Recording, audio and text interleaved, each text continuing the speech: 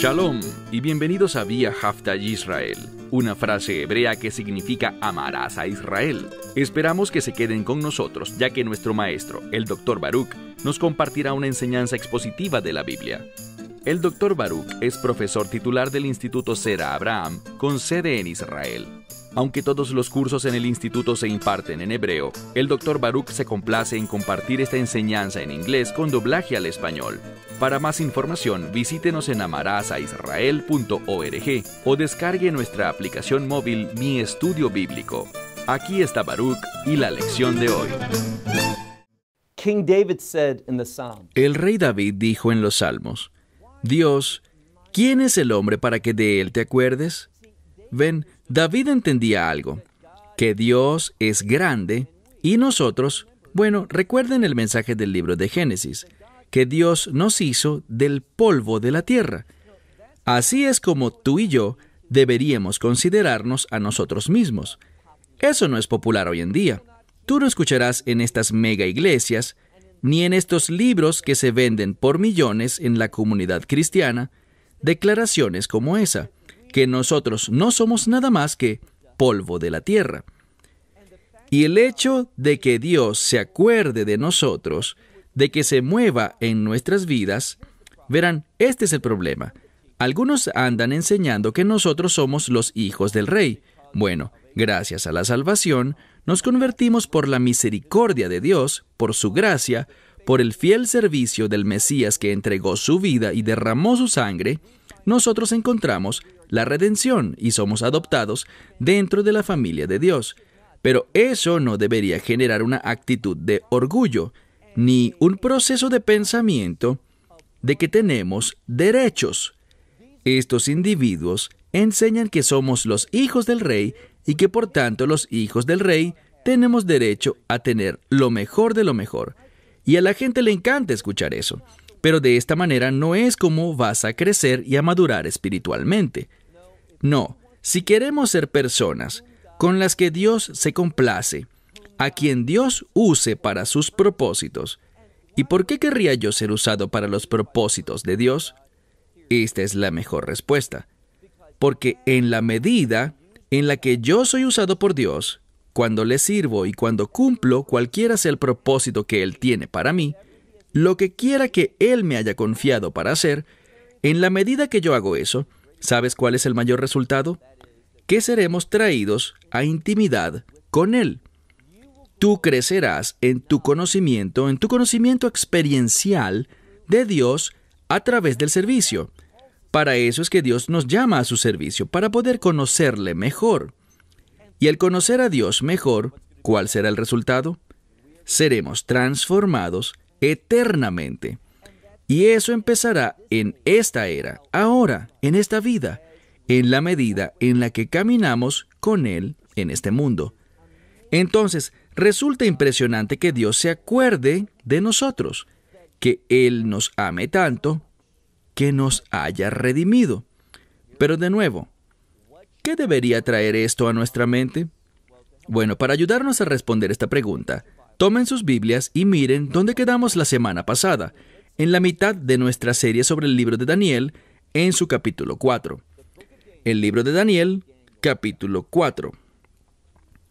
Vimos que Nabucodonosor estaba viviendo en orgullo y miraba su vasto reino, uno sobre el cual un hombre sabio habría dicho, Dios se movió y Él le dio esta posición de autoridad, que también es una posición de responsabilidad a Nabucodonosor.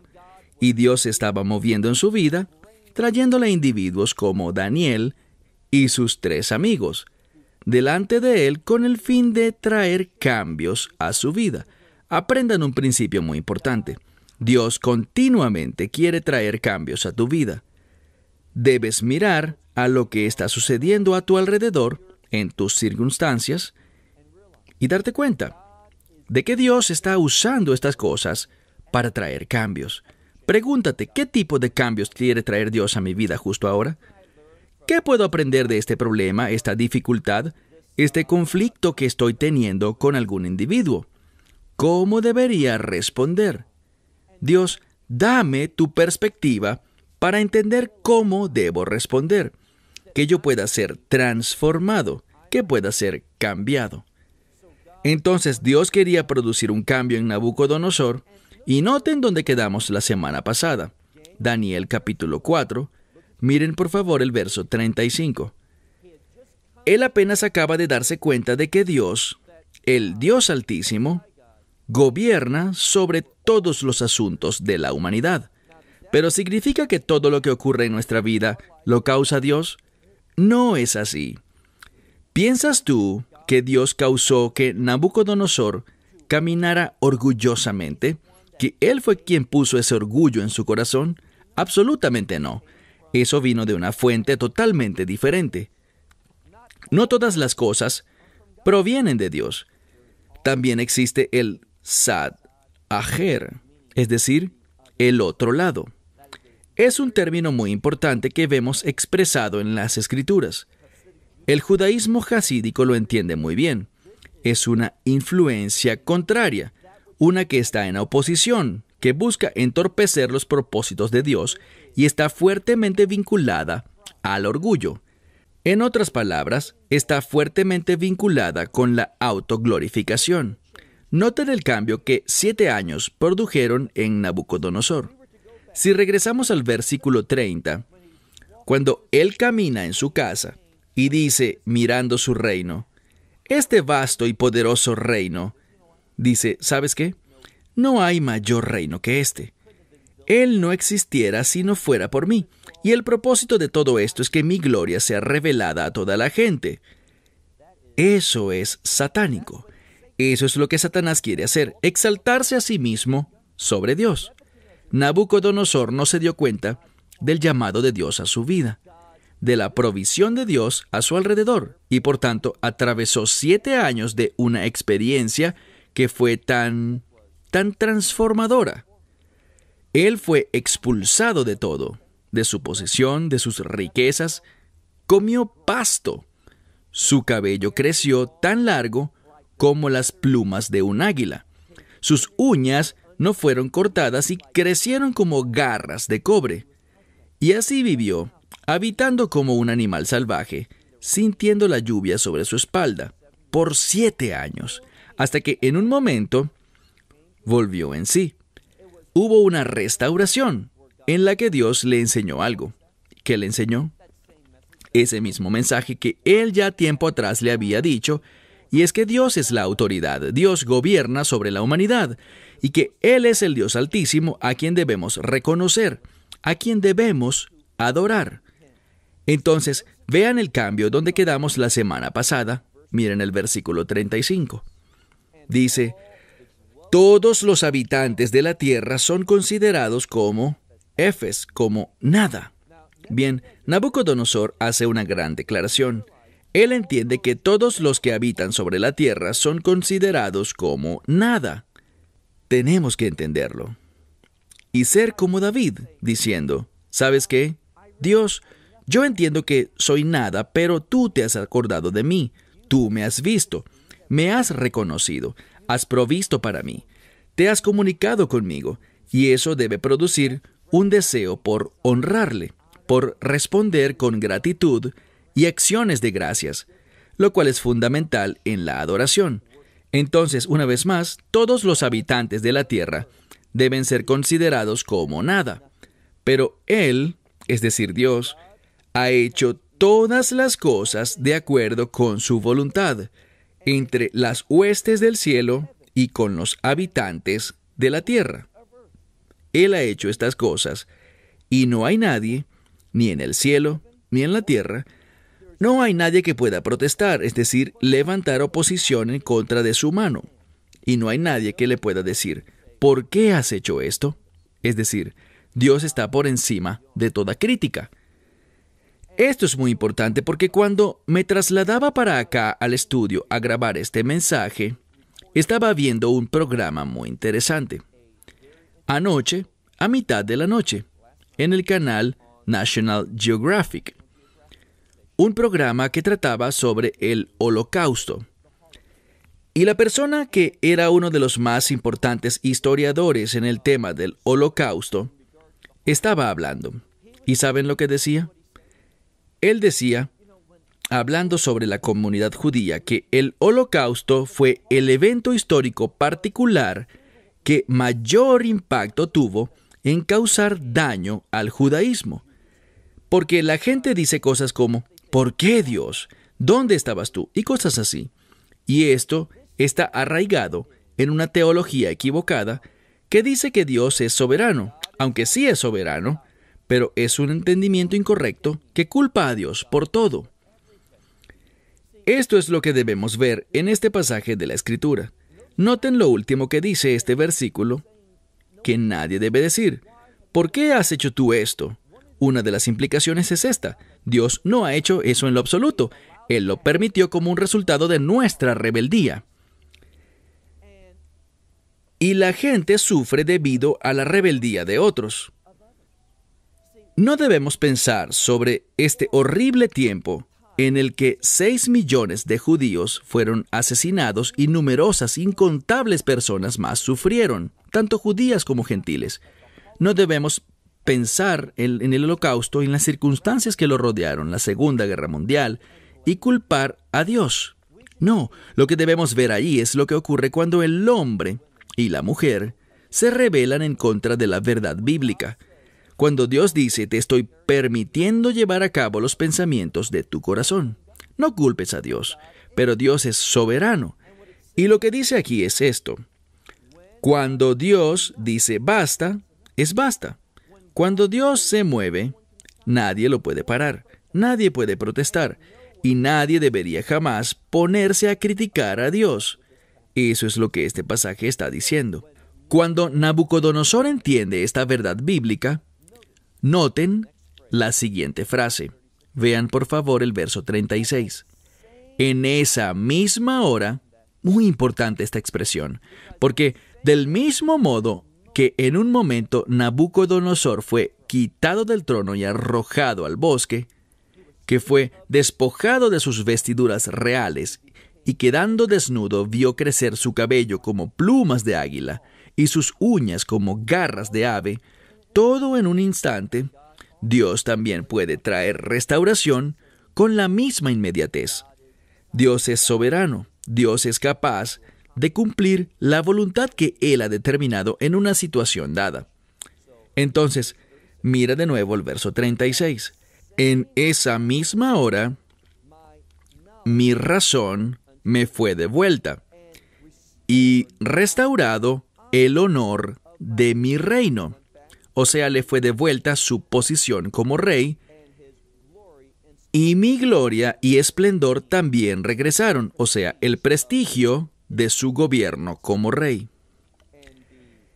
Y el gabinete de oficiales y los honorables me buscaron y me regresaron a mi reino, y me fue añadida inclusive mayor grandeza. Entonces, Dios restaura. Bien, ¿por qué hizo esto? Él quería usar a Nabucodonosor de una manera poderosa, con el fin de que se convirtiera en una fuente poderosa de influencia para el reino. Y la pregunta es, cuando Dios obra en la vida de alguien, ¿por qué lo hace? Para que podamos ser mensajeros de su verdad, que podamos comunicar su mensaje, y no solo hablarlo, sino que podamos demostrarlo con hechos. Dios lo restauró como una segunda oportunidad. Bien, en realidad Dios había obrado en su vida y le había dado ya grandes momentos de revelación, momentos de instrucción en la verdad de Dios. Pero Nabucodonosor fue lento para actuar. Él decía algunas cosas buenas, pero luego no se mantenía fiel a esas palabras. Ahora está siendo regresado a su posición. Esto muestra restauración. A Dios le encanta restaurar lo que ha sido arrancado de nosotros. Leamos ahora el verso 37. Y ahora yo, Nabucodonosor, noten lo que hace. Él alaba, él exalta y él glorifica al Rey de los cielos. Bien, veamos algo. Compartí con ustedes un par de lecciones atrás que una de las razones por las que estudiamos las Escrituras de la manera en la que lo hacemos es para demostrar una metodología adecuada para interpretar la Biblia. Y a través de esta sección, hemos visto que se ha hablado sobre el Dios de los cielos, el Dios de los cielos, el Dios de los cielos. Pero ahora vemos un cambio. Noten lo que dice aquí. Es la palabra Melech, el Rey de los cielos. Y la palabra Rey es importante porque demuestra soberanía. Otra forma en la que se expresa el término Rey es en ocasiones como el soberano. Pero también Rey, autoridad, gobernante. ¿Por qué este cambio? Muy simple. Busca informar al lector que Nabucodonosor finalmente entendió que Dios es la única y verdadera autoridad. Te pregunto, ¿lo entiendes tú? ¿Eres capaz de decir que en tus finanzas, en tu tiempo de ocio, en cada cosa que te hace ser quien eres, en todos los bienes, los recursos y demás cosas que tienes a tu disposición, puedes honestamente decir, yo demuestro en mi manejo de estas cosas la autoridad de Dios sobre mi vida? Eso es lo que Dios buscaba compartirle a Nabucodonosor. Y Nabucodonosor, con esta declaración, al menos inicialmente, lo entiende. Él dice, ahora yo, Nabucodonosor, ¿qué hace él? Noten la diferencia. Cuando regresamos al versículo 30, encontramos esto. En el versículo 30 dice, él, no hay en Babilonia nadie más grande que yo, que he construido esta casa para mi reino, y en la abundancia de mi poder he hecho esto para la honra de mi gloria. Así pensaba él anteriormente.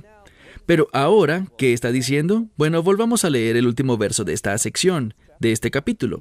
Ahora yo, Nabucodonosor, yo, Mishabeach, es decir, yo le doy alabanza y exalto y glorifico al Rey de los cielos, cuyas obras, todas sus obras, son ¿qué? Verdaderas, y sus caminos justos. Y es muy importante que notemos algo. Cuando leemos esto, encontramos que si nosotros verdaderamente vamos a ser personas que demuestren la autoridad de Dios en nuestra vida, que reconocemos que Él es el Rey de Reyes y Señor de Señores, si lo hacemos, ¿qué será importante para nosotros? Exactamente lo que Nabucodonosor instruye. Noten que dice en este pasaje, todas sus obras son verdaderas. ¿Qué significa eso? Que Dios está dando un ejemplo. Todo lo que Él hace está basado en la verdad. ¿Cuál es entonces la enseñanza para nosotros que debemos aprender de esto? Que todo lo que nosotros hacemos debe basarse en su verdad. Esta es la forma correcta de reconocer, de expresar la autoridad de Dios en tu vida, viviendo y obrando de acuerdo a su verdad. Y noten que todos sus caminos son ¿qué? Justos. Ahora, la justicia es lo que la Escritura revela, es que la justicia es un resultado de su verdad. Entonces, nuestras obras deben basarse en la verdad para que el resultado pueda ser justo. ¿Y por qué esto es importante? Porque es la justicia la que manifiesta la gloria de Dios. Es la justicia cuando nos comportamos justamente. Lo que sucede es lo siguiente. Nuestras obras justas son una invitación a Dios para que se acerque a nosotros, para que se mueva en nuestras vidas. Este es el principio que debemos ver. Si yo estoy atravesando algunos obstáculos, algunos tiempos difíciles, lo que sea, y estoy en necesidad de la ayuda de Dios, su asistencia, orar por esto es maravilloso, pero debemos hacer algo más que orar. Les estoy hablando del consejo de Daniel que vimos la semana pasada. ¿Recuerdan lo que dijo Daniel? Antes de que todo esto le ocurriera a Nabucodonosor, que perdiera su trono, que fuera echado al bosque, comiendo pasto como un buey, comportándose como un animal salvaje, ignorante de todo. ¿Recuerdan lo que dijo Daniel? Él le dijo, tú necesitas hacer algo. Tú debes poner en práctica. Tu vida debe reflejar. Tú debes practicar. Y dijo dos cosas. Dijo, redención. Debes actuar de un modo que demuestre la redención de tus pecados. ¿Qué significa eso? que debido a que hemos sido perdonados, tengamos gracia para con otros. Y entonces dijo algo más, que seamos individuos que practiquemos la bondad con los afligidos o con los pobres. Es decir, que cuando veamos personas con carencias, respondamos. Yo recibí un email interesante.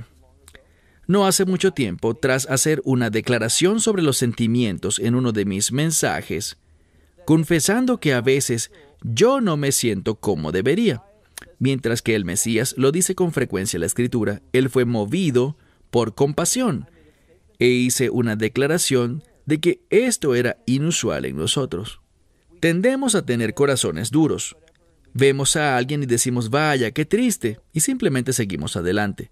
Entonces, quien me escribió el email me dijo, estoy luchando con ese mismo asunto yo también. ¿Tienes algún consejo, alguna recomendación que pueda producir un cambio? Y esto fue lo que le respondí. Le dije a esta persona, ¿sabes? Cuando tú ves a alguien en necesidad, algún extraño, alguna situación que simplemente dejas pasar, aunque tú digas, sí, algo debe hacerse, tendemos a no sentirnos realmente mal ante ese hecho. Actúa, y en la medida en la que actúas, lo que pasará es que te involucrarás en la situación y escucharás. Puedo darles un testimonio real de esto, pero solo lo describiré de manera general. En la medida en la que actúas, en la medida en la que eres bondadoso con alguien y quieras demostrar apoyo en su vida, ser esa persona que le ayuda, llegarás a conocer a esa persona y empezarás a sentir su corazón, empezarás a conocer su experiencia y al empezar a experimentar y saber estas cosas, serás cambiado. Y esto formará la base para la siguiente experiencia, la siguiente oportunidad. Traerás lo que has experimentado, lo que has aprendido, lo que has sentido de esa persona a quien ya ayudaste, por quien no te moviste por compasión inicialmente, pero en la medida en la que actuaste por ella, la compasión llegó. Y ahora estás feliz por haber escuchado y haber conocido esta situación y haber ayudado, por lo que la próxima vez, estos sentimientos que tuviste en la experiencia anterior aflorarán en la siguiente. ¿Y sabes qué? Serán más profundos, crecerán y tú serás transformado. Es simplemente una manera muy sencilla de producir una transformación en tu vida a través de la obediencia. ¿Sabes? Tú haces algo, quizás no lo sientes de ese modo, pero hazlo, y esos sentimientos llegarán como resultado. Concluyamos, noten lo que dice verso 37. Nabucodonosor. Y ahora yo, Nabucodonosor, alabo, exalto y glorifico al Rey de los cielos, de quien todas sus obras son verdaderas y todos sus caminos son justos, y cuyas manos Él es capaz de, y de acuerdo a sus manos, Él es capaz de humillar. ¿A quién? A los orgullosos. Bien, esto es muy importante. ¿Por qué? ¿De quién piensas que está hablando Nabucodonosor al final de este capítulo? Cuando él dice que está en sus manos, así es literalmente que debería ser traducido. Está en sus manos, es decir, él tiene la autoridad para humillar, para quebrantar al orgulloso. ¿De quién creen que está hablando? Está hablando de sí mismo. Él conoció el poder de Dios, su autoridad, para humillar a las personas. Bien, tú no quieres experimentar eso. Tú no querrás conocer ese poder de Dios en tu vida de esa manera. No, tú quieres ver ese mismo poder, pero en una dirección diferente. No para humillar, sino para levantar.